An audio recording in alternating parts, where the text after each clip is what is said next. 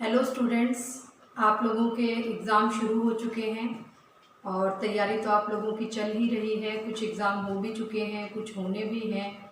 मैं ज्योग्राफी के आपके एग्ज़ाम के बारे में कुछ बात करने आई हूँ आप लोगों के साथ। सबसे पहली तो जो मैं आप लोगों को सलाह दूंगी वो ये है कि आप इन एग्ज़ाम्स को एक पॉजिटिव वे में लें। अगर ये एग्ज़ाम नहीं होते बेटा तो आप लोगों के ऊपर क्वेश्चन मार्क था। हमेशा आप लोगों के लिए ये कहा जाता कि ये वो बैच है जो बिना एग्ज़ाम दिए प्रमोट होकर ग्रेजुएट हो गए। तो ये एग्ज़ाम होना आप लोगों के लिए बहुत पॉजिटिव है और आप इसको पॉजिटिव वे में ही लें। दूसरा, आप लोगों को पता है कि इस एग्ज़ाम का टाइम ड्यूरेशन कम कर दिया गया है। आप लोग 3 घंटे के एग्ज़ाम देते थे और अब जो एग्ज़ाम है वो 2 घंटे के होंगे। 2 घंटे का मतलब 2 घंटे के एग्ज़ाम में आपको 4 क्वेश्चन करने हैं और 4 में से एक तो कंपलसरी जो शॉर्ट क्वेश्चन आपके आते थे वो है और 3 लॉन्ग क्वेश्चंस करने हैं। ठीक है, लेकिन यहाँ मैं ये क्लियर कर दूं कि केवल क्वेश्चन के नंबर कम हुए हैं, यानी कि 5 की बजाय आपको 4 क्वेश्चन करने हैं अब, लेकिन उनकी लेंथ लगभग वही रहेगी क्योंकि 3 घंटे के पेपर में आप एक क्वेश्चन 35 मिनट में अटेम्प्ट करते थे और यहाँ आप एक क्वेश्चन 30 मिनट में अटेम्प्ट करोगे। तो इसमें बहुत ज़्यादा अंतर नहीं है। आप लोग ये ना सोचें कि इसको बहुत कम लिखना है।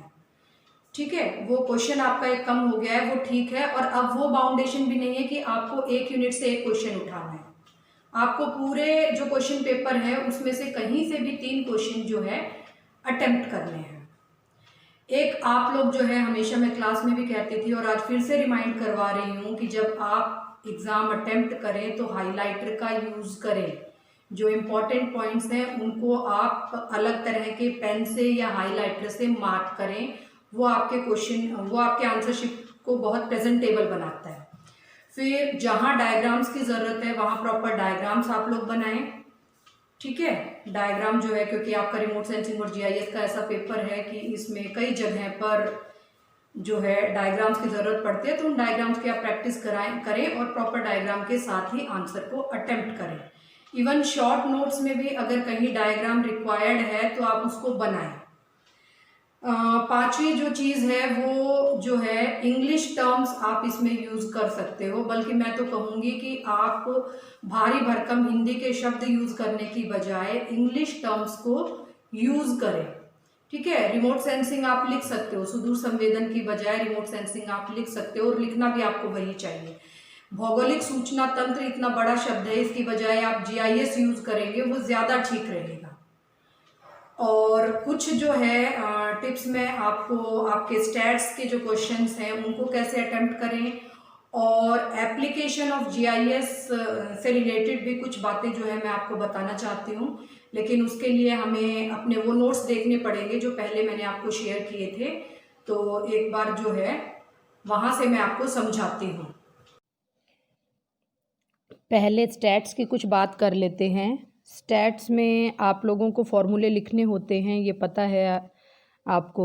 जैसे मान लीजिए ये मोड का फॉर्मूला जो है यहाँ मैंने लिखा है।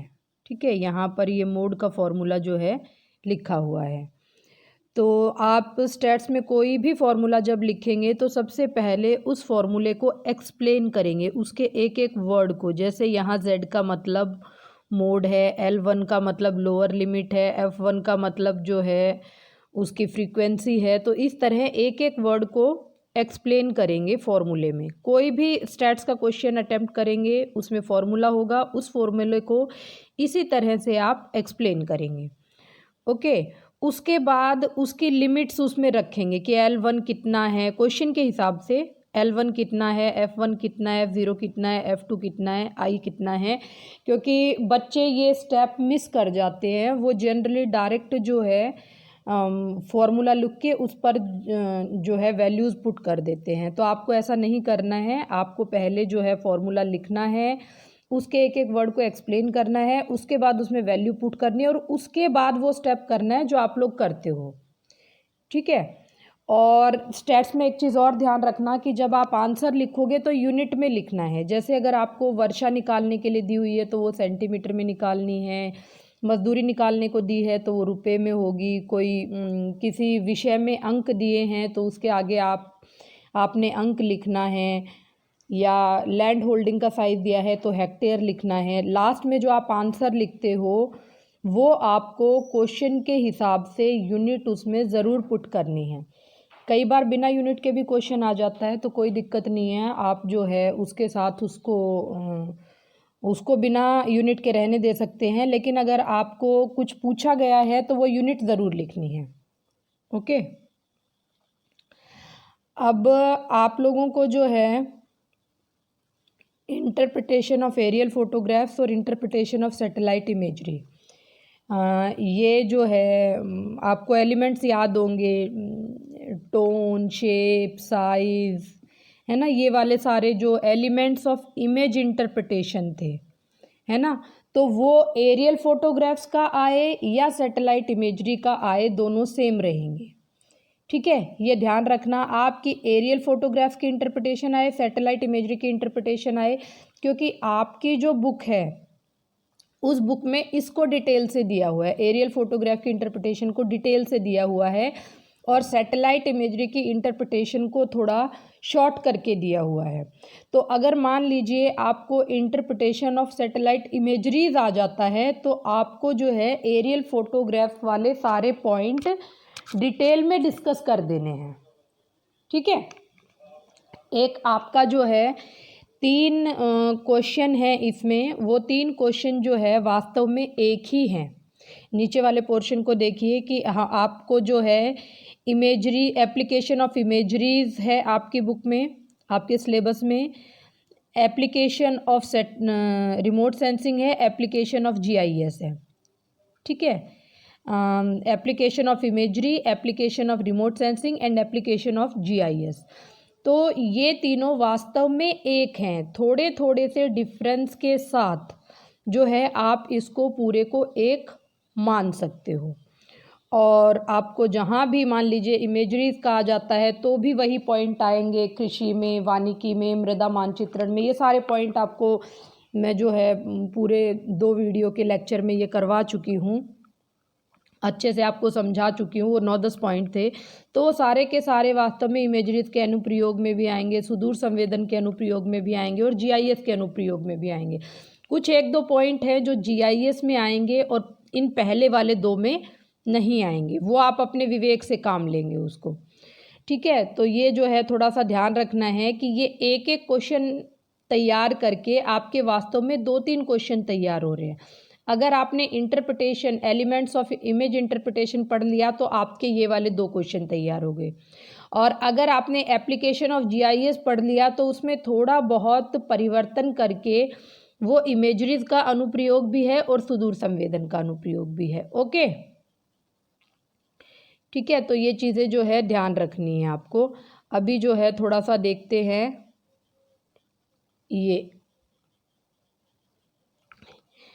ये जो है एप्लीकेशन ऑफ जीआईएस आप लोगों ने किया था, एक एक पॉइंट को मैंने पूरा डिटेल में एक्सप्लेन किया था। Agriculture, application of GIS in agriculture, application of forestry in GIS, soil mapping in GIS. ठीक है, application of GIS in soil mapping, application of GIS in transportation, okay, application of GIS in disaster management, ये सारा किया था हमने। इसी तरह जो है ये सारे पॉइंट जो है किए थे। तो अब आपको ध्यान ये रखना है कि ये सारे पॉइंट वास्तव में जो है एप्लीकेशन ऑफ जीआईएस नहीं है, ये एप्लीकेशन ऑफ रिमोट सेंसिंग भी है और ये एप्लीकेशन ऑफ इमेजरीज भी है। और 100% कन्फर्म है कि एप्लीकेशन का एक नहीं 2 क्वेश्चन आने कन्फर्म है, क्योंकि 2 पूरे जो है क्वेश्चन है। एप्लीकेशन ऑफ इमेजरीज है, इमेजरीज के अनुप्रयोग है, अलग से चैप्टर आपका, और इसी प्रकार एप्लीकेशन ऑफ जीआईएस है। तो ये सारे पॉइंट आप तैयार करके आराम से जो है एक नहीं 2 क्वेश्चन अटेम्प्ट कर सकते हो।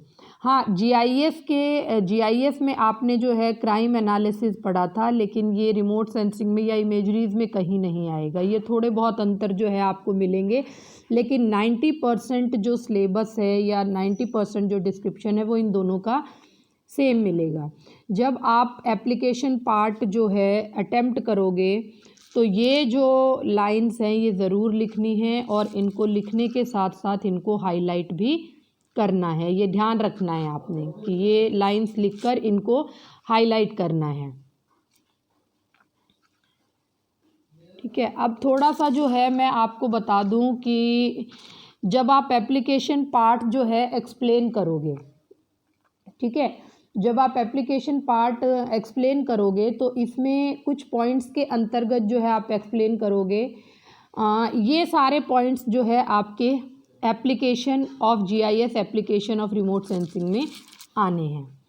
ठीक है, तो अब इसमें जो है आपको ये ध्यान रखना है कि कुछ अगर ये केवल एप्लीकेशन का पूरा एक पार्ट आता है तो आप ये सारे के सारे जो है लिख दोगे, एक्सप्लेन कर दोगे। लेकिन मान लीजिए कि इनके अलावा भी ये पॉइंट आ जाते हैं जो आपकी बुक में नहीं है या मैंने नहीं करवाए हैं, तो जो है आपको कंफ्यूज नहीं होना है, बल्कि जो है मान लीजिए कि आपका जो है एप्लीकेशन पार्ट में आ जाता है भूमि उपयोग या भूमि आवरण। अब आपको ये यहाँ जो मैंने 8-9 पॉइंट करवाए थे उसमें तो ये नहीं था, लेकिन थोड़ा सा जो है आप लॉजिकल होके सोचिए कि भूमि उपयोग का मतलब, भूमि आवरण का मतलब कि भूमि पर किस किस प्रकार की गतिविधियां हैं। तो भूमि पर आपको पता है कृषि है, वन क्षेत्र है, इसके अलावा जो है यहाँ पर विभिन्न जल है, यहाँ पर जो है विभिन्न प्रकार की इंजीनियरिंग प्लानिंग में आपने पढ़ा था अर्बन प्लानिंग, है ना, अर्बन प्लानिंग है, परिवहन क्षेत्र है, तो ये सारी चीज़ें जो है इसमें आ सकती हैं।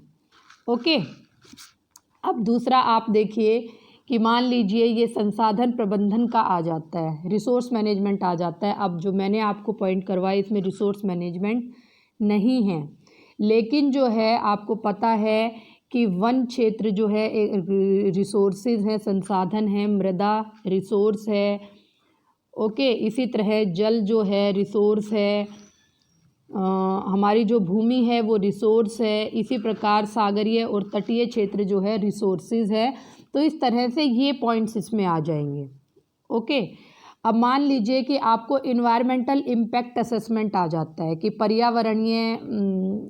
पर्यावरण को मेंटेन करने में जीआईएस या रिमोट सेंसिंग किस प्रकार उपयोगी है। तो उसको आप कैसे करोगे कि जो है ये पर्यावरण इन्वायरमेंटल इम्पैक्ट असेसमेंट में जो है आप करोगे कि कृषि का जो पर्यावरण पर प्रभाव पड़ता है, ठीक है, वन क्षेत्र का पर्यावरण पर, क्योंकि पर्यावरण का एक महत्वपूर्ण हिस्सा है, तो इस प्रकार जो डिफॉरेस्टेशन है, वनों का कटाव है, ये सारी चीज़ें जो है इसमें आ जाएंगी वन विज्ञान के उसमें। इसी प्रकार जो है मृदा मानचित्रण जो है इसमें आ जाएगा पर्यावरण प्रदूषण में। इसी प्रकार इंजीनियरिंग और प्लानिंग के भी कई पॉइंट हैं, जैसे जो है किसी नदी पर पुल बनाना, ये आपको याद होंगे, नदी पर पुल बनाने के समय पर्यावरण पर क्या प्रभाव पड़ता है, ये सारा मैं करवा चुकी हूँ। तो इस तरह अलग अलग जगह से इसके पॉइंट आप निकाल सकते हो। ठीक है, इसी प्रकार मान लीजिए आर्द्र भूमि मानचित्रण आ जाता है, वेटलैंड मैपिंग का शॉर्ट नोट आ जाता है या कंप्लीट क्वेश्चन आ जाता है। तो इसमें आपको जहाँ जहाँ जो है जल का थोड़ा बहुत पॉइंट आपने पढ़ा है वो सब इसमें आ जाएगा। जैसे कृषि में जो है आपने इरिगेशन पार्ट पढ़ा था वो इसमें आ जाएगा। वन में भी जो है जो नम मृदा है उसका आ जाएगा। ठीक है, परिवहन में भी जो नदी के ऊपर पुल बनाना, इस तरह की चीज़ें जो है इसमें आ जाएंगी। इसी प्रकार जल विज्ञान में बहुत ज़्यादा जो है आर्द्र भूमि मानचित्रण का आएगा। आपदा प्रबंधन में बाढ़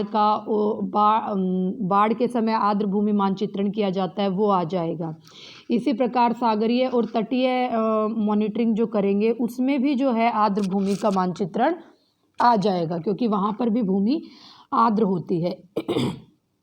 इसी प्रकार मान लीजिए कि आपको नगरीय नियोजन का जो है पूरा एक क्वेश्चन आ जाता है। तो नगरीय नियोजन में क्या था, इंजीनियरिंग एंड प्लानिंग में काफ़ी कुछ नगरीय नियोजन का था। ठीक है, इसके अलावा जो है भू विज्ञान के कुछ पॉइंट आ जाएंगे कि हमें जो है रिमोट सेंसिंग और जीआईएस के माध्यम से पता चलता है कि कहाँ पर जो है भूमि सेफ है या free from earthquake and volcanic eruption है। ठीक है, तो इस तरह की ये सारी चीज़ें जो है आप इसमें इंक्लूड कर सकते हैं। इसी प्रकार मान लीजिए इनमें से कोई भी क्वेश्चन है, ये जो पॉइंट आपको करवाए गए हैं इनमें से कोई भी पॉइंट जो है पूरे एक क्वेश्चन के रूप में आ जाता है, तो आप इनको आपस में इंटरचेंज करके जो है अटेम्प्ट कर सकते हैं। जैसे मान लीजिए वन विज्ञान का पूरा आ जाता है, तो वन विज्ञान में जो है आपको क्या करना है कि जैसे वन विज्ञान में आपदा प्रबंधन में फॉरेस्ट फायर का करवाया गया था, वो इसके अंदर चला जाएगा, ठीक है। इसी प्रकार जो है जब सागरीय और तटीय मॉनिटरिंग पढ़ा था तो उसमें हमने तटीय क्षेत्र के वनों के बारे में पढ़ा था, मैनग्रोव और उसके बारे में, तो वो इसमें आ जाएगा। इस तरह ये आपस में भी एक दूसरे से जुड़ते रहेंगे। इसी तरह मान लीजिए कि आपको मृदा मानचित्रण का आ जाता है पूरा, ठीक है। मान लीजिए कि मृदा मानचित्रण का आपको पूरा एक क्वेश्चन आ जाता है, तो आपने तो इसको वास्तव में तो 2-3 पॉइंट लिख के एक ही पेज का है ये, तो इसको कैसे डिटेल्ड करेंगे। मृदा मानचित्रण में आप कृषि के काफ़ी पॉइंट इंक्लूड कर सकते हो, ठीक है। इसी प्रकार जो है मान लीजिए कि आपको इंजीनियरिंग एंड प्लानिंग का पूरा आ जाता है, तो इंजीनियरिंग एंड प्लानिंग में आप जो है परिवहन के काफ़ी पॉइंट्स इंक्लूड कर सकते हो, और इसके साथ ही जो है आपदा प्रबंधन के भी कई चीज़ें आ सकती हैं, और सागरीय और तटीय मॉनिटरिंग की। ये क्या आप सारे जो पॉइंट्स हैं इनके वो लिख लेंगे, तो आपको जो है ध्यान रहेगा कि इनको जो है कहाँ कहाँ पर आपस में इंटर रिलेट किया जा सकता है। तो इस तरह जो है आपको किसी छोटे पॉइंट का भी पूरा डिटेल्ड आंसर लिखने के लिए आ जाता है, तो आप इनको विभिन्न सेगमेंट से उठाकर इस क्वेश्चन को पूरा अटेम्प्ट कर सकते हैं। तो थोड़ा सा जो है प्रेजेंस ऑफ माइंड से काम लेना है क्वेश्चन पेपर को अटेम्प्ट करते हुए, और हाईलाइट तो जगह जगह पर करना ही है, ये मैं आपको पहले भी बता चुकी हूँ।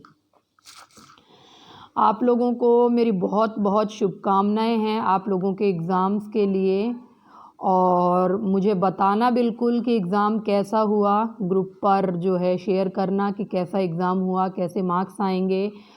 और इसके साथ ही जो है अगर आप लोगों को एग्ज़ाम से पहले कोई क्वेरी है तो मुझसे जो है ग्रुप पर आप लोग पूछ सकते हो, ताकि बाकी लोगों को भी उसके बारे में पता चले। आप लोगों को ऑल द बेस्ट, न केवल एग्ज़ाम्स के लिए बल्कि जो है आप लोगों को ऑल द बेस्ट अपनी आने वाली लाइफ के लिए, क्योंकि अब ग्रेजुएट आप लोग हो ही जाएंगे। और मुझे बड़ी खुशी होगी अगर आप में से कुछ लड़कियां मुझे इन्फॉर्म करें, जो पीजी में एडमिशन ले वो इन्फॉर्म करें कि मैम हमने पीजी में एडमिशन लिया है। मुझे खुशी होगी कि मेरे ये बच्चे पीजी कर रहे हैं। ऐसी बात नहीं कि केवल ज्योग्राफी में पीजी करें आप तो ही मुझे इन्फॉर्म करें, आप किसी भी सब्जेक्ट में करें तो बताएंगे तो अच्छा लगेगा। और अगर मुझसे आपको कहीं भी जुड़ना है तो ये ऑनलाइन प्लेटफॉर्म पे इस अंजू रानी ज्योग्राफी क्लासेस पे मैं हमेशा आपको अवेलेबल मिलूंगी। आप लोग जब चाहें जो है मुझे याद कर सकते हैं। ऑल द बेस्ट बेटा फॉर एवरीथिंग।